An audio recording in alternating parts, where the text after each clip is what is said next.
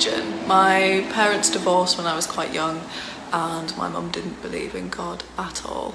My dad and stepmom became Jehovah's Witnesses and started speaking to me about it when I was about 10. We would sit down, we would read the Bible, we would go through it verse by verse, and they would ask me what I thought of it, and they would take me to the Kingdom Hall and I would listen to how they read the scriptures, how they applied it in everyday life, and they really encouraged discussion about what was being said in the Bible and encourage people to ask questions, ask why. It was unlike the experience I'd had at school where they would maybe read a bit of the Bible and then you'd have an hour-long lecture about things that almost didn't really feel relevant, and I really loved the structure to it and the way that they would involve young people particularly in what they were talking about.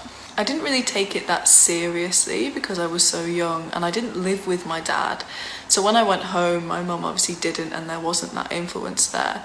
But I definitely absorbed a lot of what they taught me because I believed in God from that age. I just wasn't sure where I would fit in which religion. For those of you who don't know, Jehovah's Witnesses are a sect of Christianity. The summer before college, I got volunteering with my friends.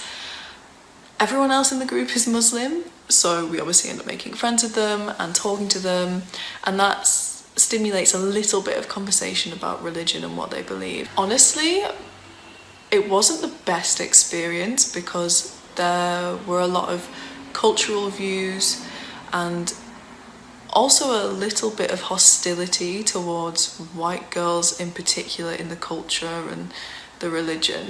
So that wasn't the best experience. However, there were people there who were obviously amazing, lovely people, and they are some of my best friends today. They're amazing. And it's from talking to them really and seeing their character that it really sparked an interest in me as to why they were part of this religion that I'd been taught oppresses women, that doesn't give rights to women and can be quite violent as well. Looking into it, obviously on the internet you go into certain rabbit holes, but overall a lot of the misconceptions that I'd been taught obviously weren't true, so I managed to rewrite some of those, but I still thought it just wasn't a religion for me. I honestly thought that brown people were Muslim and white people were Christian, and that's just kind of how it worked. From reading the Bible with my parents and then also talking to the people that I'd been friends with, because we ended up actually going to the same college as them, which was crazy, I'd started taking pork out of my diet as well, because I'd read in the Bible that God had obviously told Moses that we shouldn't eat pork, and it didn't really make sense to me when I'd asked about that to the Jehovah's Witnesses, that they said, oh yeah, but then like those are just ignored because the New Testament says this. So I was a bit like, what? So then also finding out that the Quran and Islam also claims Christianity and Judaism just so made sense to me, because all this time I'd been seeing the connections between what my friends were saying about Islam and then what my parents were saying about Christianity and the Bible, and it just so made sense that obviously it's the same God, so it's going to be the same thing. Something that really got me looking into it as well was my dad telling me that, you know, the Bible predates the Quran, and I remember being like, yeah, it's supposed to. The Bible came before, and then the Quran is now the final one.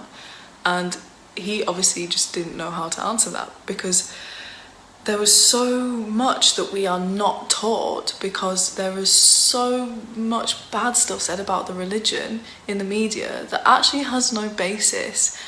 And that just made me think, like, right, I need to research more into this. I got into university, and it was really only after my 21st birthday that I was like, right, I believe in God and I need to find a religion. What religion am I going to fit into? My birthday was in the November time. In December time, a person joins my ice hockey team. This is a bizarre time to join the ice hockey team as well, because we've already been put into our teams, we've already been training for weeks, months with our team. So to join in the middle was like really weird. They are the only Muslim in this club that has about 300 members, and they're on my team, and they're so much fun. Like, we're really, really good friends. We start spending more time together, and obviously that stimulates conversations. And I'd already decided by this point, I believe in Muhammad, peace be upon him, that he was a prophet and that he was next in line. It just made sense. They obviously were really, you know, interested and encouraging with me looking into it. Lockdown hits, so I go home for 3 months, and we're still talking, but there isn't much talk about the religion. And in my mind, I'm like, listen, the easiest thing for me to do in terms of family, in terms of friend, in terms of my culture, Christian. I'm gonna be Christian, that's it. Boom, right, I'm gonna go read the Bible. Was I impressed? No. Did it confuse me more? Yes. I just didn't feel that spark, you know. I thought I would sit, I would read, I'd be crying because I'd finally found my religion and where I fit and everything, and just none of that happened. I ended up going back to Newcastle, and lo and behold, the only person pretty much left in university is my Muslim friend from ice hockey. Everyone else has gone home for the pandemic. We're obviously spending time together because there's nobody else to spend time with, and we're talking about religion, and just talking to them really solidified that actually Islam probably is the one for me. I remember one day distinctly, and they were saying, listen, tell me whatever you need, I will help you. What can I do to help you get to a point where you're like, yeah, okay, like I fully believe this and everything. And I was like, listen, you can't help me. I need somebody blonde, I need somebody blue-eyed, I need somebody who's from this culture. And they were like, do you know what? You make that intent, and God will do the rest. I'm telling you, God will do the rest. You take 1 step, he'll take 10. I'm telling you. And I was like, okay, like, we'll see. I just want to add in a little side note. We have this little joke that I'm Kendall from California every time I do an American accent. Remember that. So a couple days later, I am scrolling through Instagram and following all my bikini influencers, all my Love Island influencers. I'm not following any Muslim accounts by this time, I don't think. And then an account pops up on my suggested, and it's called The Blonde Muslim.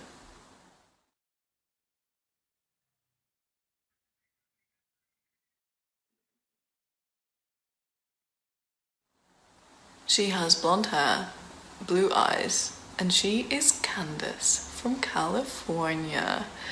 And she's a revert, talking about her revert journey, her revert struggles, and I am shocked looking at this.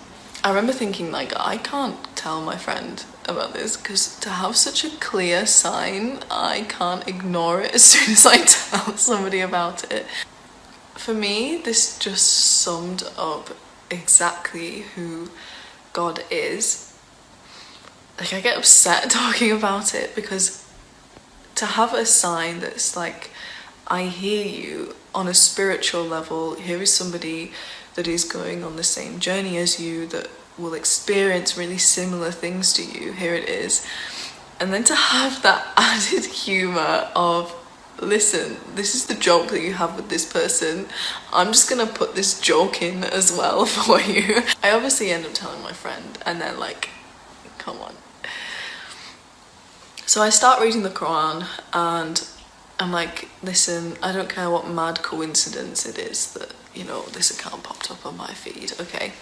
I'm gonna find something wrong.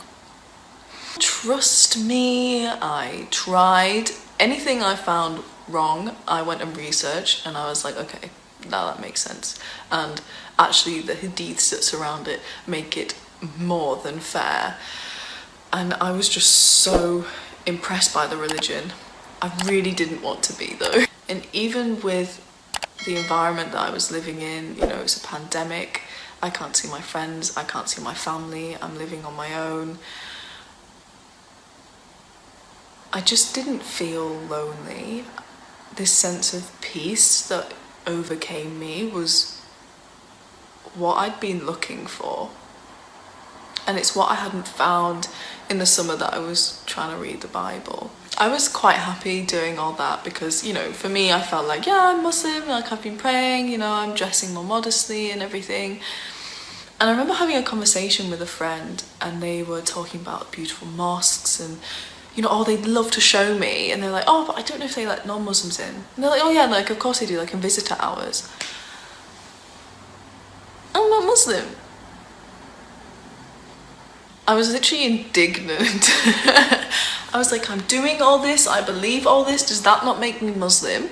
That night, as soon as we hung up on the phone, I got dressed in nice clothes, put my nicest headscarf on, I think it was this one actually, yeah. I caught up on all my prayers, and then I was kneeling on my prayer mat and I said my shahada with that intent. You know, from thinking, this is just a technicality so I can just tell people I'm Muslim, versus actually being sat there and saying it with that intent. If you've had an experience where you have felt God's presence with you, you will understand that feeling. There is nothing that I can equate it to. And that was exactly what I was looking for.